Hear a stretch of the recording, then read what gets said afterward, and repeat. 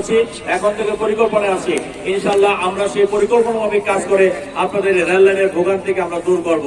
পাশাপাশি আপনারা যাতে উত্তরার সাথে খুব অল্প সময়ের মধ্যে নিরবচ্ছিন্ন ভাবে আপনারা যোগাযোগটা রক্ষা করতে পারেন, সেই জন্য আমাদের কাজ করতে হবে।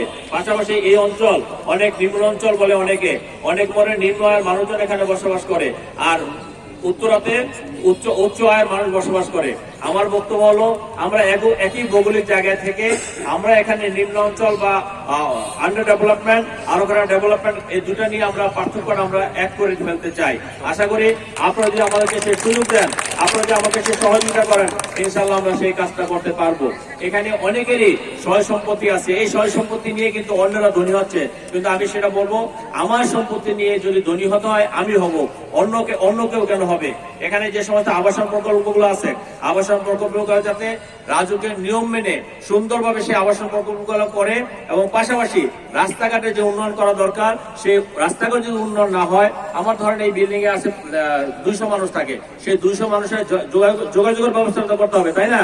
আমরা এই সমস্ত কাজগুলো পরিকল্পিত ভাবে এবং রাজুকের যে নিয়ম কানুন আছে সেই নিয়ম কানুন অনুযায়ী ইনশাআল্লাহ আমরা করার চেষ্টা করব, এবং কেউ যাতে কোনো অন্যায়ের শিকার না হয়। আমার কথা হলো যে আমরা অনেক অন্যায়ের শিকার হয়েছি।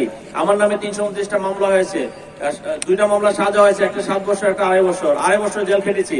আমাদেরকে যারা জেল খাটিয়েছে বা আমাদেরকে যারা নির্যাতন নিপীড়ন করেছে, আমাদের যারা কষ্ট দিয়েছে, আমরা ভুলে যাব। যারা সমাজে ভালো মানুষ, তারা যে মতাবলম্বী হোক, তারা তাদের মতো রাজনীতি করবে, তারা তাদের মতো সমাজে থাকবে। আমরা কাউকে অন্যায় ভাবে কোনো বিপদগ্রস্ত করব না, অন্যায় ভাবে কারোর আমরা নির্যাতন নিপীড়ন করব না। যে মাদক, চাঁদাবাজি, সন্ত্রাস, এই সমস্ত অনেকগুলো ঘটনা আছে এবং বিভিন্ন রকম সমস্যা আছে।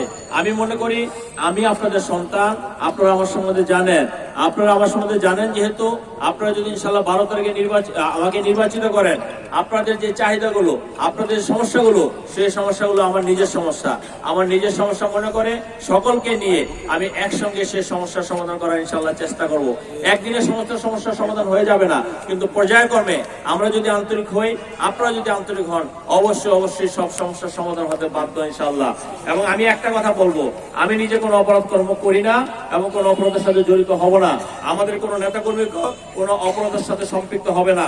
আমরা যদি কোনো অপরাধের সাথে সম্পৃক্ত না হই, তাহলে অন্যান্য মানুষকে আমরা অপরাধের সাথে সম্পৃক্ত হতে দিব? অবশ্যই দিব না। আমরা জনকল্যাণে কাজ করব, জনগণের জন্য কাজ করব, জনগণের চাহিদা অনুযায়ী কাজ করব। আমাদের আমাদের বোনেরা, আমার মায়েরা, আপনারা একটু কষ্ট করবেন, কারণ আমাদের ভোট কিন্তু মহিলা ভোট অনেক 50%। আমাদের মহিলাদের জন্য বিএনপির ম্যানিফেস্টোতে অনেক ধরনের সুযোগ সুবিধা আছে। আমি এখানে বলতে চাই যে আমরা 31 দফা নিয়ে কাজ করেছি।